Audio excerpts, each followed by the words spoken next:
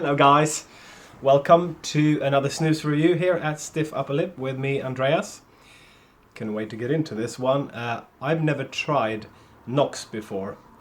Knox original portion is the snus we're looking at today.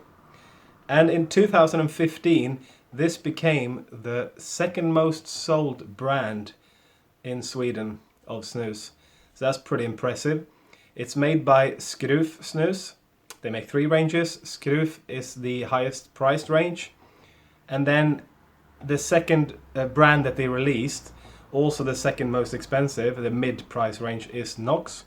And then later, around 2009, around the financial crisis, they released the cheaper snus Smålands. This is not what the can actually looks like at the moment. They've just gone over to the larger catch lid.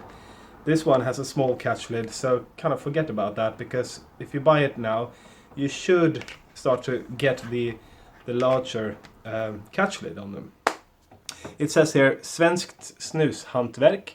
That means Swedish snus handicraft. And if I try to line it up, which is not the easiest thing, let's do it like that. It says, Riktigt snus utan kompromisser. Real snus without compromises. And it's got 24 portions in this one. 0.9 gram portions. And the nicotine is normal, which should mean 8 milligrams per gram. 7.2 per portion in that case. And they do the Skruf power scale there, 2 out of 4. So I believe that's regular, while 3 would be strong, and then 4 would be extra strong. This is a regular strength snus, this one. As I said, this is the mid-price range one, but if you go on to snus24.com, they actually sell this one at exactly the same price as Smålands, which is sold cheaper on other sites, meaning that you can actually get Knox for the same price as the lower price there, so that's quite interesting.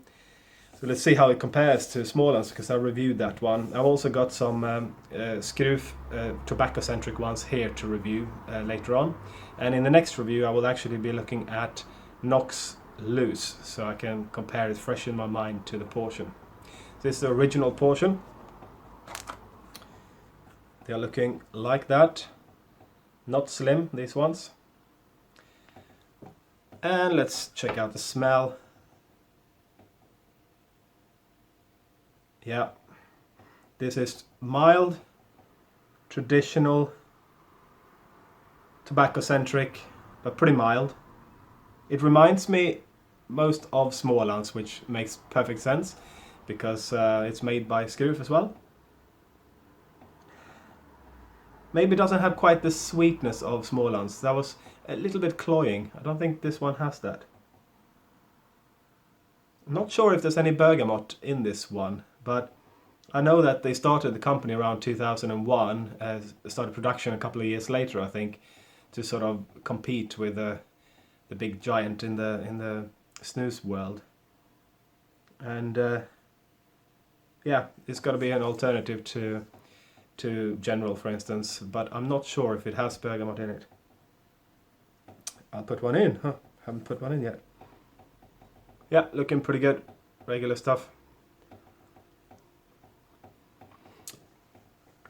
Okay, yeah, so far it reminds me of Smålands, so that's what's in my mind right now. So I'll get back to you and see how it compares to that one, and how much I like it. See you soon. If you wondered what that intro picture was at the beginning of this video that I panned in on, and also there will be an outro picture, it's taken from a cute little cartoon that you can find on Skruf's homepage, skruf.se. If you click on the history tab there. And also I will put the link to the YouTube video, it's on YouTube as well, down in the comment section of this video. It's basically, it's called Sagan om Skruf, the fairy tale of Skruf, which is them in a cute way explaining the history of the company there.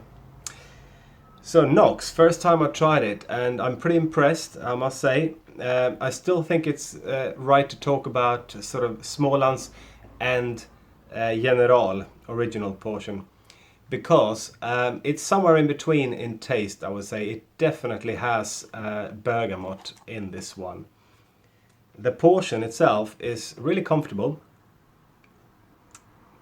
I like the feel of it. The bergamot comes through quite a lot in this one. It's pretty bitter, but it's more robust than the Smålands. The Smålands had some sort of slightly cloying sweetness to it. This doesn't have that. It has some sort of sweetness, but I still don't think it has rose oil in it, which they use in the Skruf range. Maybe a little bit of sweetness, but it's quite robust, quite bitter from the bergamot. Has a bit of saltiness to it, a little bit of smokiness that you will find also in the General. And I would say probably a little bit of leather tones in there as well. So it's more robust than the Smålands. Maybe not quite as robust as General, but it really is. They're probably trying to go for the general taste here, I would say, and it's a better snus to me than Smålands. So if you're finding them at the same price, I mean, this one has got 24 portions in it. Smålands has got 20, I believe, and the portions are also bigger here, which makes it feel nicer as well. So it's actually, I would say, it's the best alternative I've found to General so far when it comes to the bergamot taste. I think it's a really good snus, so I'm not surprised that it's selling well. It might be, it's one of my favorites that are not full priced, actually. So it's definitely coming recommended from me. So for the rating, I gave Smålands 5.5, I gave General 7.5, a strong 7.5. This one, I'm going to give a strong 6.5 to this one, which would be a 4 out of 5 actually. Definitely recommend this one. It's probably the strongest contender to General that I've seen from another manufacturer so far, and it's cheaper. So try this one, I would say. So thank you guys for watching. In the next review we will look at Knox Lös and compare it to another loose snus in the same price range. I'll let you know when that video comes out what that is. Thanks for watching. Please subscribe if you like the videos. See you soon.